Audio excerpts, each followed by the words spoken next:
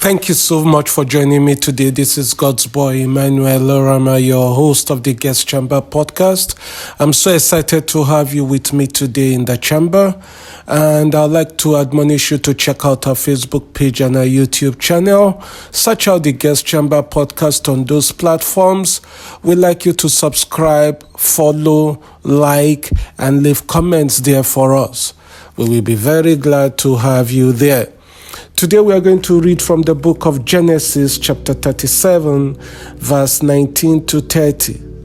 Genesis 37, 19 to 30, and I'll read from the New International Version. It says, "Here comes that dreamer. They said to each other, 'Come now, let's kill him and throw him into one of these cisterns, and say that a ferocious animal devoured him. Then we'll see what comes of his dreams.' When Reuben heard this, he tried to rescue him from their hands. 'Let's not take his life,' he said. 'Don't shed any blood. Throw him into the cisterns here in the wilderness, but don't lay a hand on him.' Reuben said this to rescue him from them and take him back to his father. So when Joseph came to his brothers, they stripped him of his robe, the ornate robe he was wearing, and they took him and threw him into the cistern. The cistern was empty. There was no water in it, and they sat down to eat their meal. They looked up and saw a caravan of Ishmaelites coming from Gilead. Their camels were loaded with spices, balm, and myrrh. They were on their way to take them down to Egypt. Judah said to his brothers, 'What will we gain if we kill our brother and cover up his blood? Come, let's sell him to the Ishmaelites and not lay our hands on him. After all, he is our brother, our own flesh and blood.' His brothers agreed.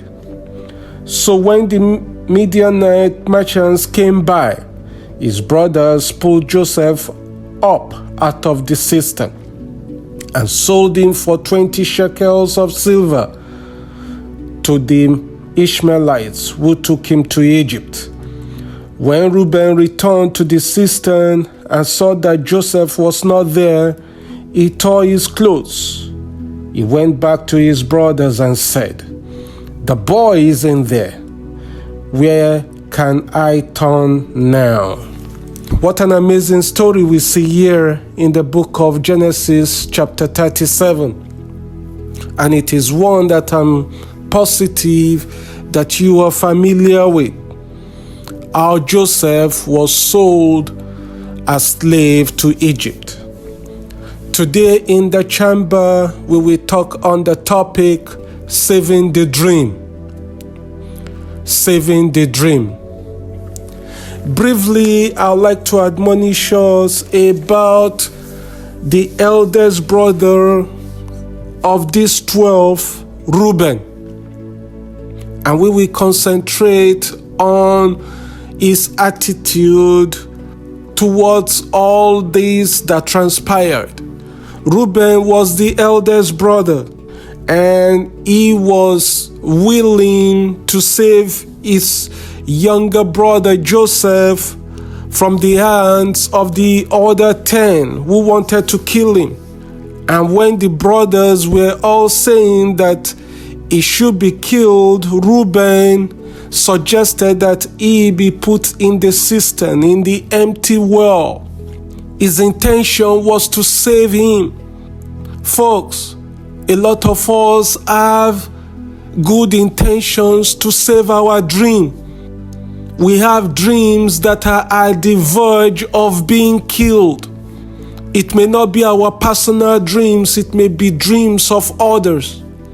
And when you are in a location, in an environment where dreams are being killed, You've suggested that they be saved, and you've suggested that they be put in cisterns, in wells, with the intention of saving them. But this is what happened with Reuben. He ensured that Joseph was in the well, but he walked away. He did not have Joseph in his sight at all times. He refused to place him in his line of sight. You got 10 people against you seeking to kill this dream, and you've secured him in this empty well. You should be there always so that nothing happens to that dream. But he walked away. And before he came back, Judah had suggested that Joseph be sold. The other brothers agreed, and before Reuben could come back, Joseph had been sold for 20 shekels of silver to the Midianites, to the Ishmaelites who were going to Egypt. And then he came back, looked into the well, and the dream was gone. A lot of Christians have left their dream out of sight, and they come back not finding it. Lots of Christians have seen dreams that they were trying to save disappear because they didn't have it in their line of sight at all times. Dreams should be guarded. Dreams should be protected. Dreams are supposed to be before you at all times. Don't keep your eyes off your dreams. Other people are going to sell it for 20 shekels of silver to the Ishmaelites and the Midianites. If you don't protect and keep your dreams close, you will come back not finding it. Just like Reuben returned and discovered that that dream was gone, that Joseph was gone. In the church today, there are lots of dreams that there are people set up by the law to protect. Some of them don't even know it. Some of them are just careless about it. Some people are just so excited that they've got the dream in the well, that they've succeeded in not killing the dream, but they have it in the well. And so they think it is protected. Dreams in the well is not fully protected. You must be there until you return it to the Father. The ultimate success would have been for Reuben to return Joseph to the Father.